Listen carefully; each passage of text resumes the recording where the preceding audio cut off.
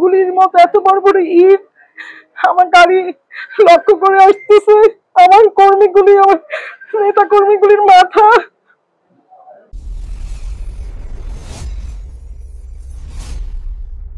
আমার উঠান বৈঠক ছিল,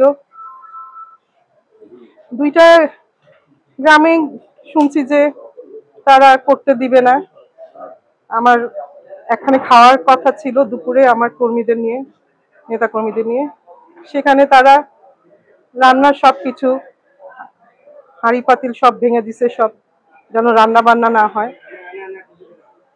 প্রথম জায়গায় আমি গিয়ে মহিলারা ভয় পেয়ে গেছে, তাই তাদেরকে আশ্বস্ত করতে আমি গিয়েছিলাম, যে কথা বলতে, যে উনিরা বলতেছে যে তাদের যে ভাষ্য, যে যারা আসছিল তারা নাকি নিজেদেরকে বিএনপি হিসেবে বলছে।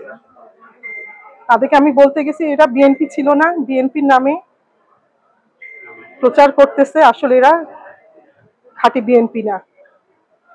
তাদেরকে আশ্বস্ত দিয়ে আসছি আমরা বিএনপিরা কখনো এইসব কাজ করি না, আমাদের দলের বদনাম করার জন্য কিছু লোক এইসব কাজ করছে। তারপর ওইখান থেকে সেকেন্ড যে স্পটে ছিল, যে ওইখানেও আমি একটু যাব, কারণ আমার নেতাকর্মীরা যারা ওইখানে ছিল তাদেরকে যখন ভয়ভীতি দেখায়, আমি অবশ্যই তাদের প্রতিনিধি হিসেবে তাদের কাছে যাওয়া, আমার ভাবছি এটা আমার দায়িত্ব।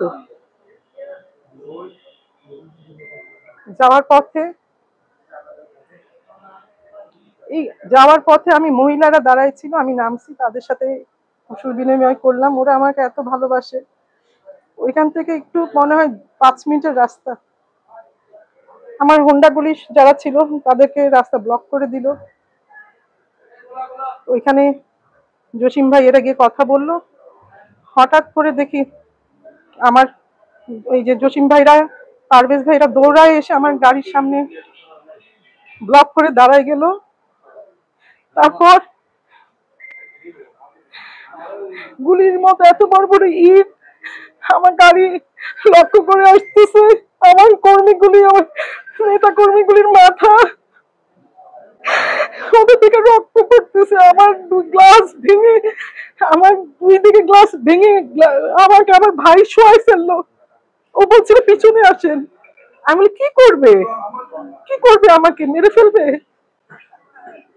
এত জঘন্য কাজ করতে পারবে মানুষ আমি বিশ্বাস করতে পারি না। কারণ আমি ভাবছি আমি একটা মহিলা মানুষ, এতটুকু সম্মান তো আমি পাবো। আমি গঙ্গা আসিমের মেয়ে, সারা আসন লাকসা মনোরগঞ্জ মানুষ আমাকে এত ভালোবাসে, কেউ আমার গায়ে হাত দিবে এটা আমি চিন্তা করতে পারি নাই এত জঘন্য ভাবে। আমি তো কোনো মিছিলে যাই নাই, কোনো প্রতিবাদ মিছিল না, আমি উঠান বৈঠকে যাচ্ছিলাম, তারা বাধা দিয়েছে। ঠিক আছে, আমার যেখানে বাধা দিছে আমাকে কর্মীদের কাছে, আমার নেতাদের কাছে একটু সান্ত্বনা দেওয়া কি আমার কর্তব্য না? এখানে এটা এখন ওইখানে ওই এরিয়ায় কে থাকে আপনারা জানেন, কারণ ওদিকে যিনি থাকেন আমি আগেই শুনেছি উনি বাধা দেওয়ার চেষ্টা করছে। উনির নাম মোশাররফ হোসেন মশু। আমি যতটুকু জানি উনির এরিয়া। আপনারা তো উনিকে চিনেন আমার থেকেও ভালো। কালাম সাহেবের পিএস এরিয়া ওইটা, উনিকে সাথে উনি জানে আজকে আমি ওইখানে যাব। এটা তো পানির মতো ক্লিয়ার হয়ে যায়। আপনাদের যে গাড়ি করা হামলা হয়েছে বা নেতা কর্মীদের উপর হামলা হয়েছে, আনুমানিক কতজন আহত হয়েছে? আমার তো এখানে সাংবাদিক 3 জন, তারপর আরো 5-6 জনের মতো যাদের এই যে এখানে জসিম ভাই বসে আছে, আমি ঢুকতে এখানে দেখছি তাদের ব্যান্ডেজ করা হচ্ছে। তারপর তো আমি এখানে এনে নেওয়া হলো। আমার 8-10 জনের মতো গুরুতর আহত। আর যারা আছে আরো কিছু, তাদের কারোর হাত কেটে গেছে, পাথর আটকাইতে গেছে, রড নিয়ে আসছে। আজকে আমাকে তারা মারার জন্যই, শুধু লক্ষ্য ছিল আমার প্রত্যেকটা ইট আমার গাড়িতে। তারা রড নিয়ে আসছে। আমার ভাই যেভাবে আমাকে জড়ায় ধরে নিয়ে গেছে, না হলে আজকে ওইখানে তাদের লক্ষ্যই ছিল আমাকে আর জসিম ভাইকে মেরে ফেলা। আমি এর বিচার চাই। আমি তো দলের বিপক্ষে যাই নাই, আমি কারোর বিপক্ষে যাই নাই। আমি হ্যাঁ অবশ্যই আজকে আমার কর্মীরা যারা আহত হয়েছে আমি তাদের মা বাবাকে কি উত্তর দিব, আমি তাদের সন্তানদেরকে কি উত্তর দিব? দলের ভারপ্রাপ্ত চেয়ারম্যান এবং আপনার কেন্দ্রীয় কমিটির কাছে, কেন্দ্রীয় নেতৃবৃন্দের কাছে আপনার কোনো দাবি আছে কিনা? আমি আমাদের জননেতা তারেক রহমানের দায়িত্ব করার জন্যই মাঠে এসেছি, 31 দফা বাস্তবায়নের জন্য। আমি দলের বিরুদ্ধে কোনো কাজ করিনি, আমার বাবাও করেনি, আমিও করিনি, করবও না। কিন্তু আমি এর সুষ্ঠু বিচার চাই। আমার জনগণ যেখানে সেফ না, আমার নেতাকর্মী যেখানে সেফ না, আমি জনতা তারেক রহমানের কাছে সুষ্ঠু বিচার চাই। আমি এই লাকসাম মোড়লগঞ্জবাসীর কাছে বিচার চাই যে এটা সুষ্ঠু তদন্ত হোক। এটা কাকে করা, কোন প্রার্থী করা হয়েছে, আমাদের দলীয় না আমাদের অপোজিশন, সেটা যেন সত্যি ঘটনাটা বের হয়ে আসে। আমি এটা লিফটেড বিতরণ আজকে আমাদের কর্মসূচি। তো কর্মসূচির আলোকে আমরা সকালবেলা নেতাকর্মীরা সব আমাদের অফিসে জড়ো হয়েছে এবং দোলা আজিম ওনার বাসা থেকে আসছে। তো দোলা আজিম ওনার বাসা থেকে আসছে, আসার পর দিয়ে আমরা ওইখানে রওনা দিয়েছি। রওনা দিবার পরে ওইখান থেকে ফোন আসলো সনগাতে সবাই অলরেডি ভাঙচুর করে সব খাওয়া দাওয়া সব পানিতে ফেলে দিছে। এরপরে দিই ক্যাম্পতলিতেও সেম অবস্থা হয়েছে, উঠান বৈঠকের চেয়ার ভাঙে বেরিয়ে সবরে হুমকি ধমকি দিয়ে ধুয়ে দেওয়া হয়েছে। তো আমরা বরিগা বাজারে গেছি, সেখানে লিফটের বিতরণ করছি। এর যার বাড়িতে এই ঘটনা ঘটাইছে ওনার বাড়িতে গেলাম। বাড়িতে যাওয়ার পরে অনেক লোকজন অর্থ রেখেছে, সেখানে সবাই মত বিনিময় করলো, ওদেরকে মাইদেরকে লাফা তাদেরকে সান্ত্বনামূলক কথা বলছে।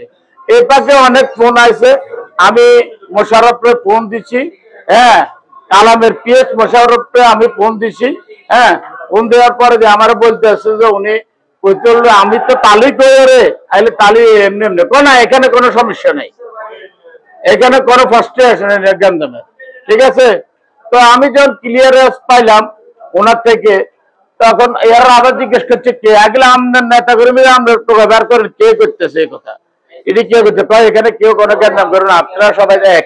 তা আমরা যখন তারিখ 31 দফা বাস্তবায়নের জন্য করতেছি দানের শীষের সবাই সবাই এক এক টাইমে দানের শীষ দাঁড়াবো, আমরা সবাই তার চূড়ান্ত যখন হইব তখন আমরা এখানে শেষ করি। আমরা হবে আমাদেরকে হবে ডিজিএফআই ছিল এখানে, ওরা বলছে যে আপনারা তারা অপেক্ষা করতেছে, আপনারা আর একটু উড়ে চলে যান, আপনারা এখানে আসবেন না। আমার নেত্রী বলতে আছে যে সামিরা আজিম দোলা, উনি বলতে আছে যে এই রোডে যাওয়ার দরকার নাই, যাতে তারা গ্যাঞ্জাম করবো, আমরা ওই রোডে যাই। এই রোডে যে জসিমের বাড়িটা দেখে আমরা চলে যাব, তার জন্য সবকিছু ফালাই দিয়েছে, তারা সান্ত্বনা দিয়েছে। ওইখানে হবে গাড়িটা হবে ঘুরাবো, তারা চারিদিকে দিয়ে দূরে আসি, ককলেট একটা মারলে ব্রিম করে ককলেট মারলে সব আতঙ্ক হয়ে গেল সব।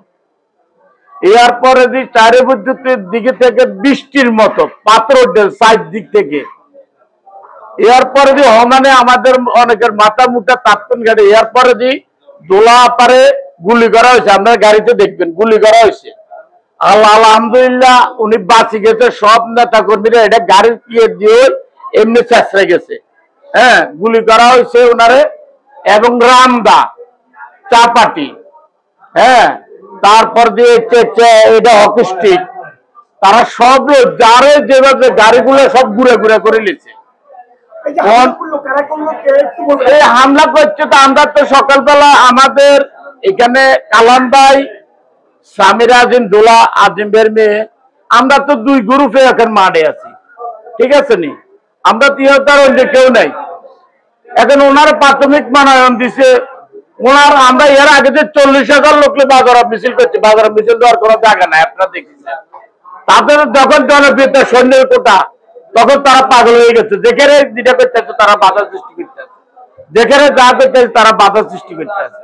তার আলোকে ওনার ওই জায়গার সেক্রেটারি লোক কালকে রাত্রে আমি কথা বলছি, এগুলো ভাই আমরা তো এক, আপনাদেরকে যদি চূড়ান্ত ভাবে দেওয়া হয়, আপনাদেরকে যদি চূড়ান্ত ভাবে দেওয়া হয় তাহলে আমরা তো দানের শীষের বাইরে না, আমরা সব তো দানের শীষে। ও বললো তো ঠিক আছে, এগুলো ভাই আপনার লগে চা খাবো, কোনো আমাদের মাঝে যেন কোনো জ্ঞান দাম দিতে না হয়। তারা সুন্দর সুন্দর কথা কইয়া কালাম সাহেবের বাড়ির পাশে ওখানে নিয়ে আমাদেরকে দেখছেন তো আপনারা, কত রাজ্যের লোকের মাথা ফাটা ফেলছে। আমার এটা তো ফাঁসিলে দিছে, আমার গাড়ি আমার এক্সট্রা এটা ভাঙচুর করছে কিছু না, আমরা দেখেন না। এরপরে প্রাইভেট, এরপরে যে হুন্ডা, কারণ ন্যূনতম 35 হচ্ছে 40টা হুন্ডা ন্যূনতম। আমার এটা কালাম ভাই নির্দেশ দিচ্ছে, তারা পালন করছে, এক কথা এসে। এটা তো নাহলে উপর থেকে নইলে তো এটা কোনো অবস্থা করা সম্ভব না। কোনো কালাম ভাই হ্যাঁ চিনতে পারছি, আমরা অনেকের চিনতে পারছি, দলের কর্মীরা। আমরা সুস্থ তদন্ত করে এটার বিচার চাই। আইনগত পদক্ষেপ তো অবশ্যই নেবে। এবং আমার দেশ নায়ক তারেক জিয়া, যেটা মনে করেন আমরা ওর কাছে বিচার দিই আর অন্য কারো কাছে বিচার দিই না কুমিল্লাওয়ালারা, কারণ এগুলো ধ্বংস করলে তো কুমিল্লাওয়ালারে, ঠিক আছে নি। যেমন জাকারিয়া তাই সুমন ভাই, উনি যে কমিটি করছে, কে চেপে রেখে আওয়ামী লীগ মার্কা কমিটি দিয়ে গেছে, ওরা এরকম করতে আছে। 2008 সালের লোকের জন্য কে ভোট কিনছে আপনারা জানেন না, সব সাংবাদিকরা জানেন, ওরা তো এগুলো করতেছে। আমরা গত 7 বছরে মার খেলাম, মামলা খেলাম, গুম হইলাম, হিরু ভাই হুমায়ুনের সাথে হুমায়ুন ভাইয়ের সাথে গুম হইলাম, এখন আবার আমরা মার খেতেছি। এই হলো আমাদের অবস্থা ভাই। আসার পরে প্রায় 2-3 হাজার সন্ত্রাসী, যারা ওই কালাম সাহেবের অনুসারী, তারা আমাদের উপরে অতর্কিত হামলা করে, সেখানে গুলি বর্ষণ করে, সেখানে দেশীয় অস্ত্র বিদেশি অস্ত্র রামদা চাপাতি দিয়ালো পাতারি আমাদের শত শত নেতা কর্মীকে আহত করে, আমাদের সাংবাদিকরা আহত হয়। আমাদের যে নেতা যে গাড়ি ব্যবহার করতো কর্নেল আনোয়ার আজিম, আমাদের লাকসাম মনোহরগঞ্জের, সেই গাড়ির উপরে হামলা করে তছনছ করে দেয়। আমাদের প্রিয় নেত্রীর গায়ে কর্নেল আজিমের রক্ত বহন করে, সেই রক্ত তারা ঝরিয়েছিল। যে কর্নেল আজিমের রক্ত ঝরিয়েছিল আওয়ামী লীগ, আজকে সেই কর্নেল আজিমের মেয়ের রক্ত ঝরিয়েছে লাকসামে চৈতি কালাম। আমরা শুধু আমাদের উপরওয়ালার কাছে প্রথম হচ্ছে আমাদের বিচার, তারপরে হচ্ছে আমাদের প্রিয় নেতা তারেক রহমানের কাছে আমাদের বিচার। আমি আপনাদের সাংবাদিকদের বলছি, দয়া করে আপনারা এর সুষ্ঠু বিচারের জন্য আপনাদের অবস্থান থেকে যে প্রতিবাদ করা দরকার, লাকসামকে বাঁচান, বিএনপিকে বাঁচান। আপনারা জানেন এখনো তারা এমপি বা কোনো ক্ষমতা পায় নাই, এখনই তাদের এত আক্রোশ। নিজ দলের লোকদের প্রতি এভাবে হামলা করে সাধারণ মানুষের পাইলে তারা কি করবে আপনারা বুঝেন। আমরা লাকসাম মনোহরগঞ্জের মুক্তির জন্য, মানুষের মুক্তির জন্য তাদেরকে সকলকে বলছি, তাদেরকে বয়কট করুন, তাদের প্রতি ঘৃণা প্রদর্শন করুন, তাদের প্রতি প্রতিবাদ সৃষ্টি করুন। এ বলে আমার বক্তব্য শেষ করছি। আসসালাম।